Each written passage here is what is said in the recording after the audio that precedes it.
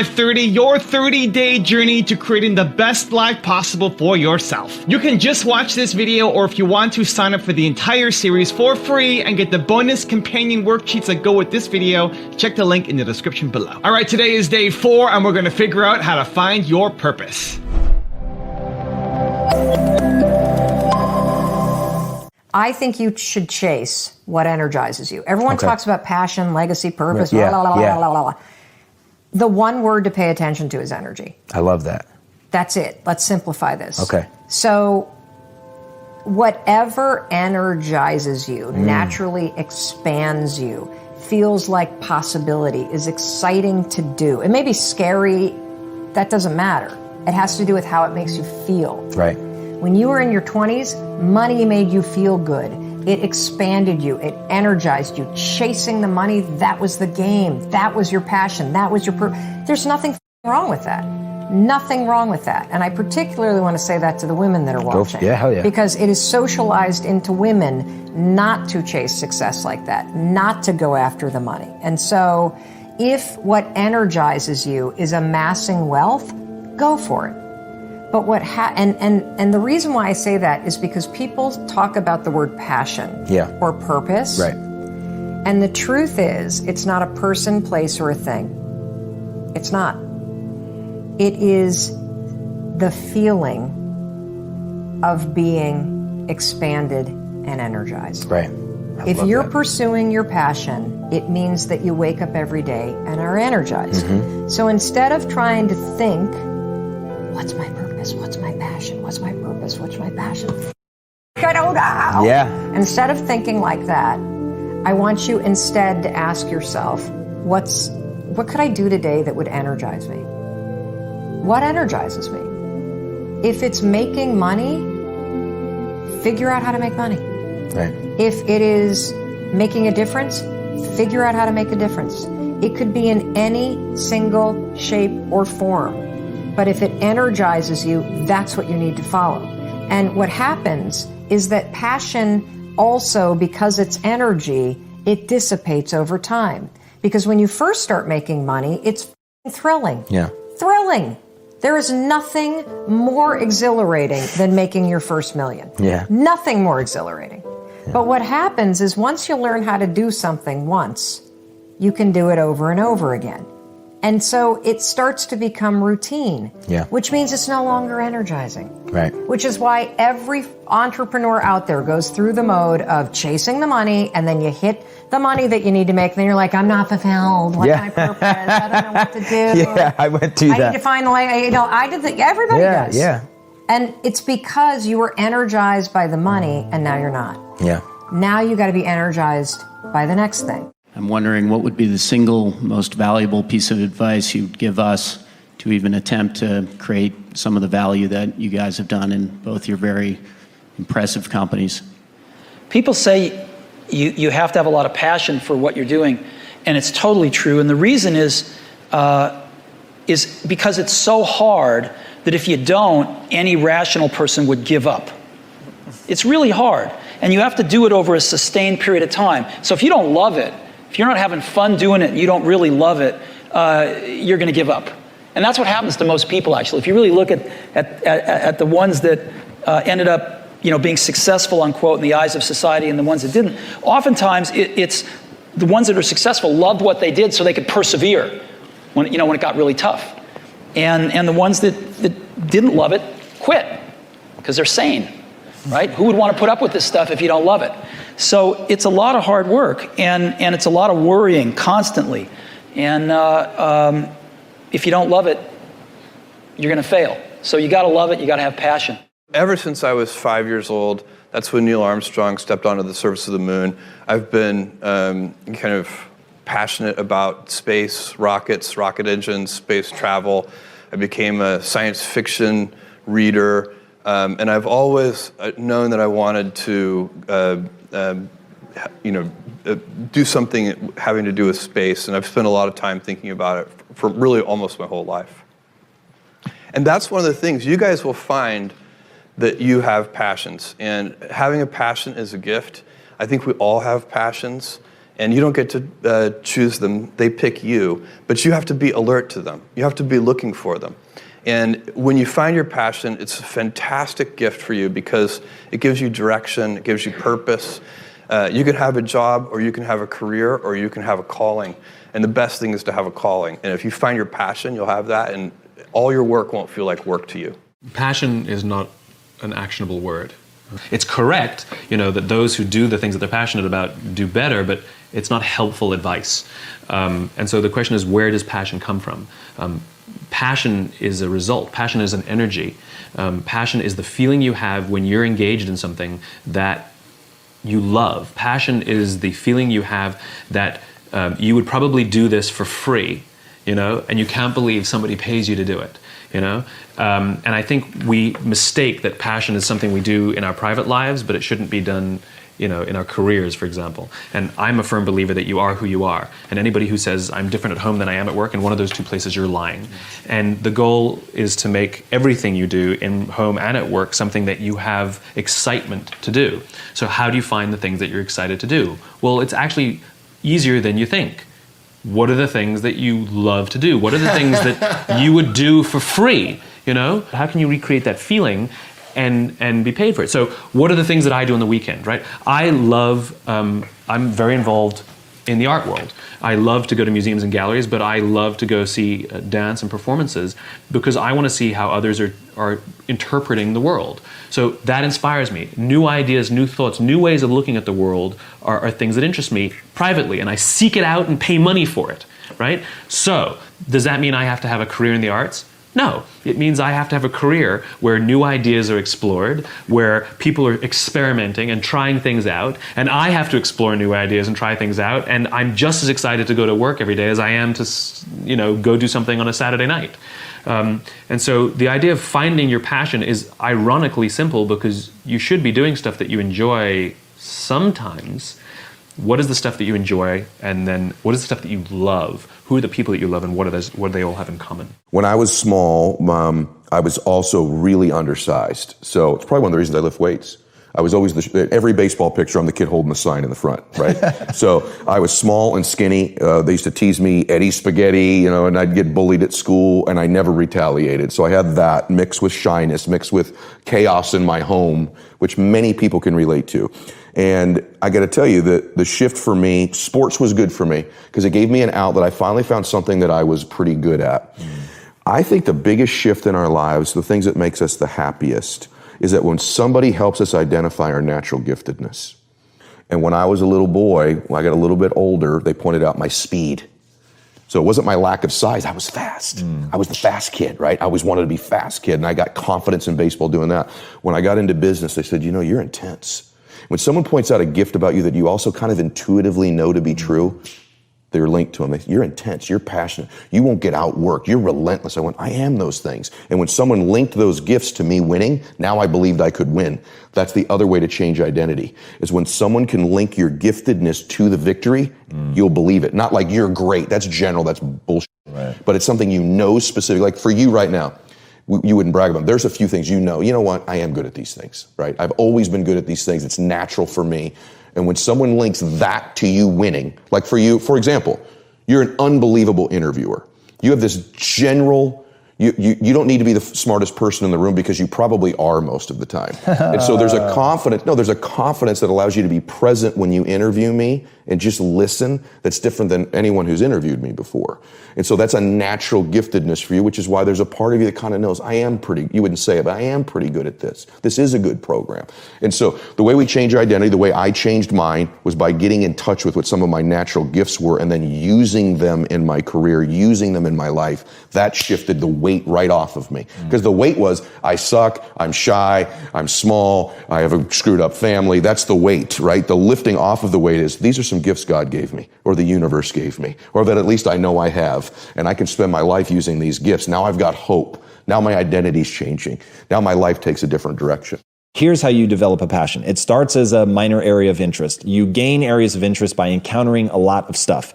So if you haven't encountered a lot of things in your life, go out there and encounter stuff. Go sailing, go take a dance class, go study neuroscience, like whatever it is, just encounter a whole bunch of very broad, diverse things. From that, you're going to get sparks of interest. Like, oh, I actually found that interesting. I want to learn more.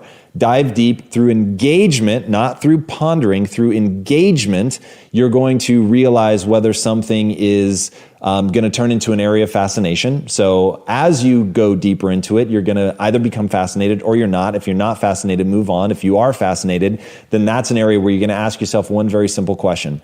Do I want to become the best in the world at that thing? If you do, if you want to become truly extraordinary in that thing, then go down the path of gaining mastery. Now, the reason I think that it's wise to ask that question going in is when you frame it of, I'm going to become the best in the world at this, immediately people understand the amount of time, energy, and weight that it would take to become truly great at that thing. And I don't think that passion can happen unless you're becoming truly great at that thing. That's part of passion. I don't think people are deeply passionate about something that they really suck at. And I'll give you an example.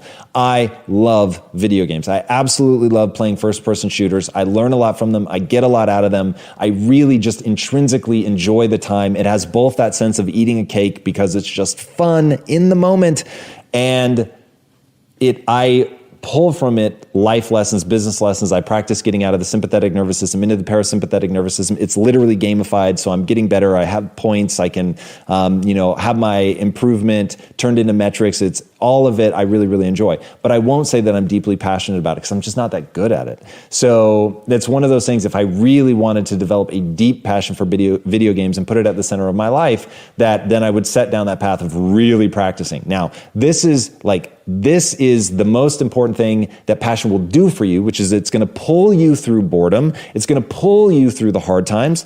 And that's why it's really got to be something that you just are prepared to become great at. Because when you're prepared to become great, there's just these insane moments of boredom, repetition, and all of that. And if you have this burgeoning passion coming out of that, that's what's going to give you the energy to get through it. So it's this symbiotic relationship between a developing passion and how hard it is to actually really get great at something. So the things you get great at need to be something that is this developing passion. So there you have it. That's how you do it, and that's why you do it. You write in the book, there is no faith and no courage and no sacrifice in doing what is expedient. What do you say to those viewers that don't pursue their dreams and are locked in their careers because they are too afraid to take risks and pursue something meaningful? Well, the first thing I would say is, well, you should be afraid of taking risks and pursuing something meaningful. But you should be more afraid of staying where you are if it's making you miserable. It's like the first thing you want to do is dispense with the idea that you get to have any permanent security outside of your ability to contend and adapt. It's the same issue with children. It's like you're paying a price by sitting there being miserable. And you might say, well, the devil I know is better than the one I don't. It's like, don't be so sure of that. The clock is ticking. Yeah, and if you're miserable in your job now and you change nothing, in 5 years you'll be much more miserable and you'll be a lot older. But isn't it a luxury to pursue what is meaningful? Our viewers have mortgages, they have children, they have payments and loans. It's a luxury to pursue because we lack the resources. Well, I don't remember now, I'm not talking about what makes you happy. It's a luxury to pursue what makes you happy. It's a moral obligation to pursue what you find meaningful. And that doesn't mean it's easy. It might require sacrifice.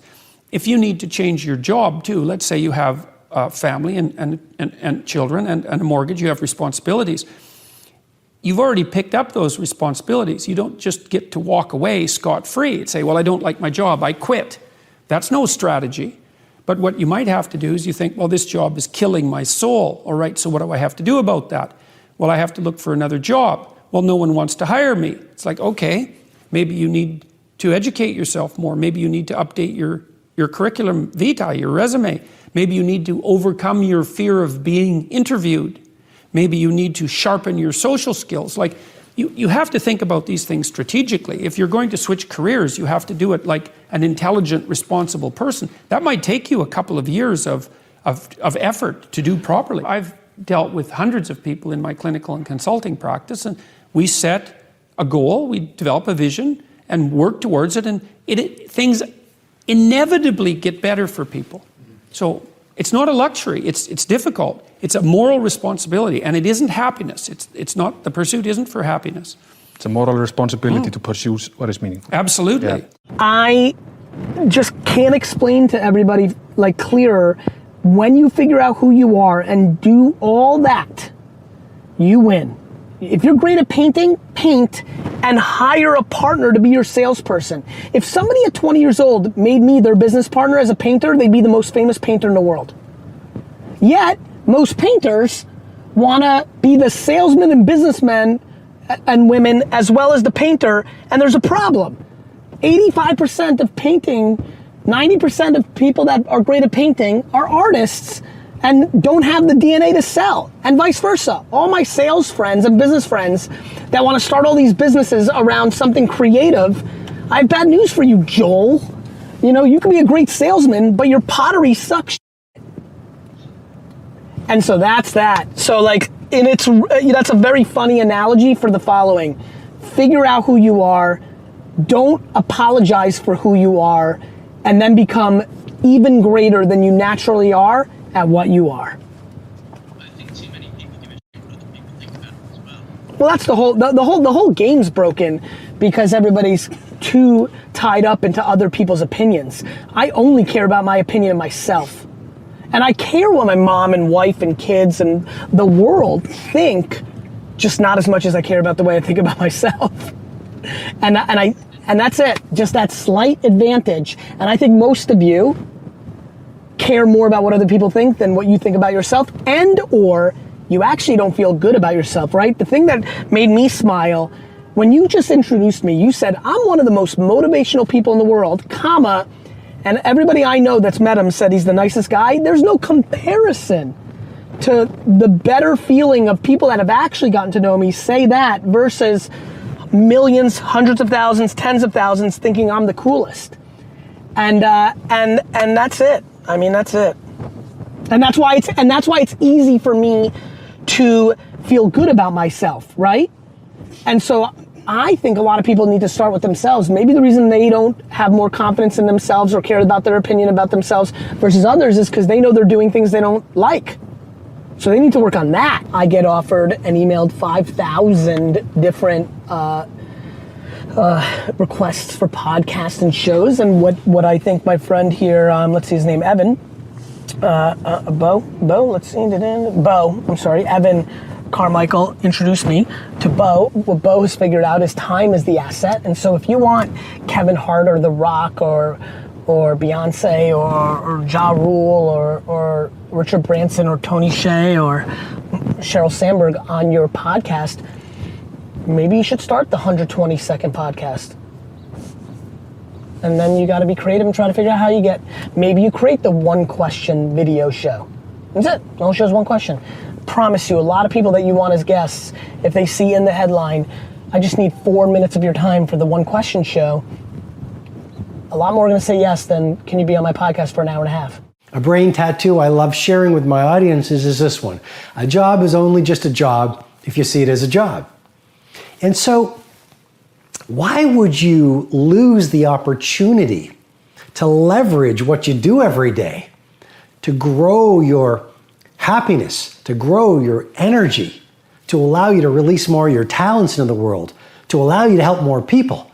Why would you miss that opportunity by falling into the trap of thinking, this is just my job. I'm just getting up in the morning, working 9 to 5, going down to the coal mine every day. And you could say, well, Robin, this doesn't apply to me.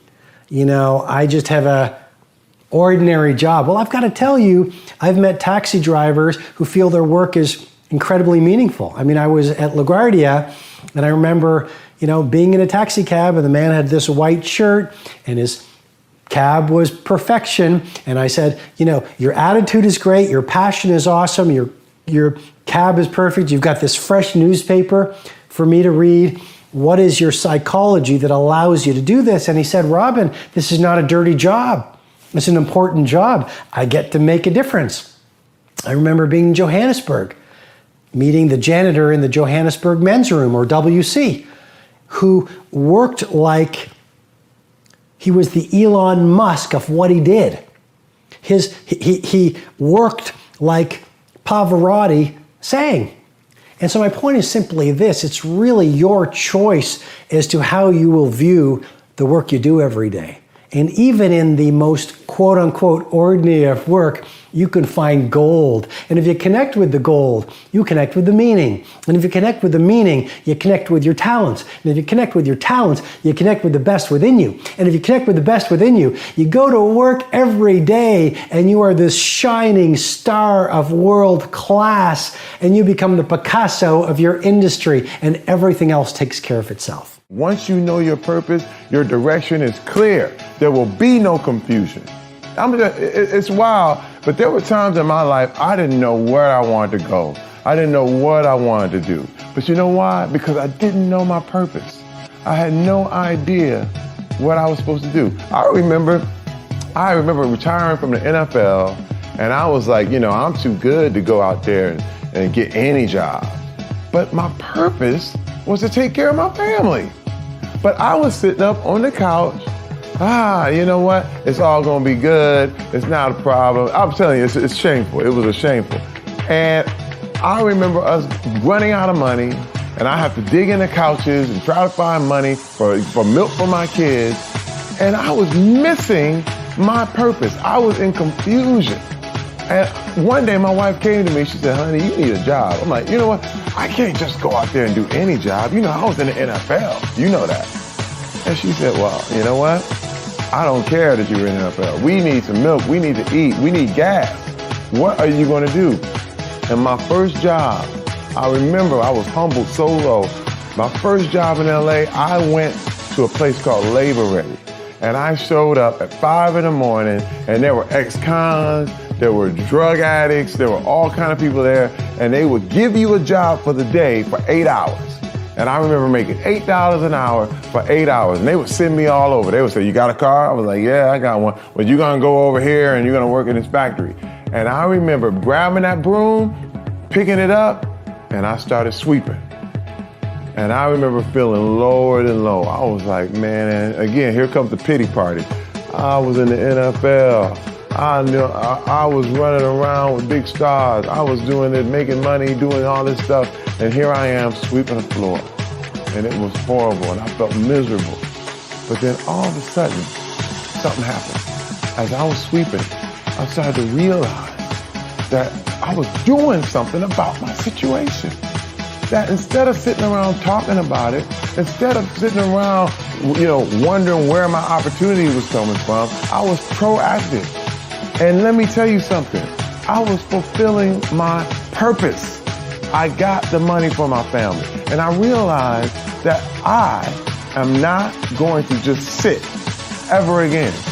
And that was the turning point in my life in a major, major way. Once I found out what my purpose was, you'll do anything in your purpose, and you'll still stay there, and you'll be 100% on the right path. Once you transform yourself, and even though I'm not running from myself, I'm constantly facing myself. I'm constantly battling myself.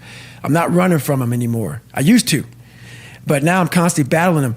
So now what happens is, once you get to a point in your life where you're able to be on a podcast or be on a TV show and tell everybody how f***ed up you are, I will answer any question you want about me. Anything I did, anything bad, good, ugly, I will tell you. When you get to that point in your life, that's where your real journey begins.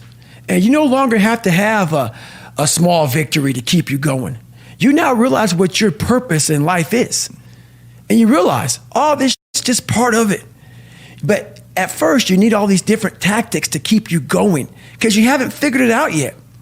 Once you figure out that you're in a race amongst billions of people that live in this world, you're in a race by yourself. You have a purpose, and it's your purpose, not everybody else's purpose. It is your purpose and only your purpose, and it's your race. So then you're like, hey man, I'm doing my thing. I'm doing it to the best of my ability. What's next? There's no longer these small increments to get through life. Because once you figure out why you're here, it just becomes a process. I have worked all over the world. I mean, all over Asia, China, South America, North America, Europe. And I'm always asking people, what do you really want?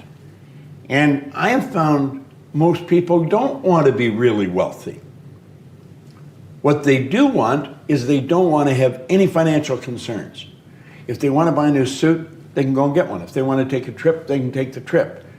If they want a new car, they can get the new car. They don't want to just run out and spend or buy. They don't want to have any financial concerns. 2, they want to wake up in the morning excited about how they're going to spend their day. Oof. And the 3rd, they want to mix with people who are upbeat and creatively productive. Those are the 3 things that people really want. So in answer to your question, if somebody's watching, what's the first thing they should do? Well, the first thing they should do is understand why we have goals. Not just to set a goal, because most people don't set goals right. They're operating with a limited level of consciousness, so they're thinking, if I could get a little more money, and if I could get him to help me and her to help me, and this happened, then I could do this. Maybe this is get a new car. What we've got to understand is we're trading our life for our goals. Literally trading our life. Would you trade your life for a car or a house? I don't think so. So it's got to be something really meaningful. And we're not taught to think this way. We should sit down and don't give any thought to where the money's going to come from, where the help's going to come from. It's what do you really want? Like Ed Hillary was a beekeeper in Auckland. That story. He wanted to climb Mount Everest. It had never been done. People died trying to do it. He went in 51 and failed. He went back in 52 and failed. In 1953, he stood on top of the mountain with Tenzing Norgay. But he didn't know how to get there until after he had got there. Edison didn't know how to illuminate the world until after he had done it. The Wright brothers were bicycle mechanics in Dayton, Ohio. No one believed you could fly. They had been trying it for years. But they saw it. But they wanted to do it. They didn't know how, and they couldn't tell you until after they had done it. Now, the first flight only lasted 12 seconds. And the naysayer said, yeah, but they only were up there for 12 seconds. They said, we not only got up there, we kept the damn thing up there for 12 seconds. So when a person sets a goal, they've got to say, what could I want? If I just let my mind just wander, use my imagination, how do I really want to live? That's what they should be doing. When we talk about living our quest, I think that living my quest, really, if I look at it on a daily basis, it's finding my own voice. It's finding your voice. It's finding the song that only you can sing, off key or not. It's finding your rhythm. It's discovering what it feels like to walk in your shoes today. It won't look like it looked 10 years ago. Living your quest is what can I do with my life so that my life becomes infectious to someone else. Living my quest looks like how do I make my fingerprint matter so big that it lives beyond my transition day. Living your quest is how can I forgive the perceivingly unforgivable so I can love the absolute lovable. Living your quest is how do I give myself 1,000 second chances, and every time I get to 999, press reset. Yeah. Living my quest is not some ambiguous, untouchable experience. Living my quest means going back and healing the little girl in me so that the woman can be free. It's going back and embracing the little boy in you so that the man can show up and give himself permission to cry when necessary. Living your quest is not something that you can't touch. It's not something that requires a stage or lights or cameras. Living your quest is being complete and content with who you are in the dark of the night. So who you are in the middle of the day is all right. Living your quest is as simple as it is complex.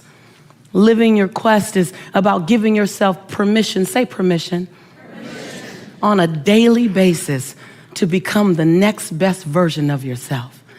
Living your quest is not holding yourself hostage to old decisions, not holding yourself hostage to shame, blame, guilt, regret, and anger. Living your quest is about recognizing that every day I can be reborn to my possibility. See, living your quest is as internal and personal as it is public. Living your quest is about recognizing that you have brilliance in you and not being willing to dim your light one more day. Living your quest means not being afraid of the genius in you, even though you have doubt. Living your quest is recognizing that you get to sing your song off tune, that you can get to live in perfection while you master imperfection. Now I've got a special bonus clip that I think you're gonna enjoy, but before that, it's time for the Best Life 30 questions of the day. It's not enough to just watch a video, you have to do something. So pull out your worksheets and answer these questions, and if you don't have the worksheets and you want them for free, check out the link in the description below. Question number 1, what is your strong why? Number 2, what are your gifts that you need to get more in touch with? And number 3, how will you be more strategic with your actions? And if you are doing the Best Life 30 challenge with me, put a hashtag BestLife30 down in the comments below so we can celebrate with you. Finding your purpose, guys, is not that difficult.